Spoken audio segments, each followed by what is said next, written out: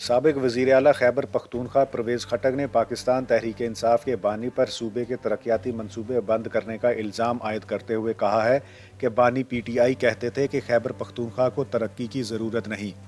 مالاکنڈ کی تحصیل درگئی میں جلسے سے خطاب کرتے ہوئے پی ٹی آئی پارلیمنٹیرینز کے چیئرمین پرویز خٹک نے مزید کہا کہ جب میں وزیر اعلیٰ تھا تو میں نے بانی پی ٹی آئی سے ترقیاتی کاموں کے لیے فنڈ مانگا تھا۔ بانی پی ٹی آئی کہتے تھے کہ خیبر پختونخوا کو ترقی کی ضرورت نہیں ہے۔ بانی پی ٹی آئی نے خیبر پختونخوا میں تمام ترقیاتی منصوبے بند کروا دیے تھے۔ پرویز خٹک نے کہا کہ پی ٹی آئی کے دور میں سب ایم این اے اور ایم پی اے مرغے تھے، انہوں نے وفاقی وزیر بن کر عوام کے لیے لڑائی لڑی۔ انہوں نے مزید کہا کہ بانی پی ٹی آئی کو صرف گالم گلوچ والے بندے چاہیے تھے۔ پی ٹی آئی کے لیڈر اپنے کارکنوں کو تہذیب بھی نہیں سکھاتے۔ پرویز خٹک کا کہنا تھا کہ بانی پی ٹی آئی کے لیے جو بندہ خدمت کرتا تھا اس کو گالیاں دی جاتی تھیں۔ دوسری طرف پارٹی ذرائع کے مطابق عمران خان نے جیل سے آر اوز اور ڈی آر اوز کی تعیناتی کو چیلنج کرنے کو کہا تھا۔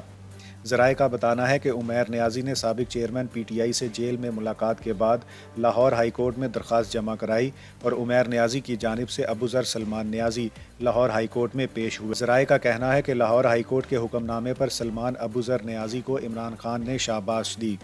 چیئرمین تحریک انصاف بیرسٹر گوہر نے عمیر نیازی کی درخواست کو پارٹی کا فیصلہ قرار دیا اور کہا کہ درخواست پی ٹی آئی نے دی اور ہم اسے اون کرتے ہیں۔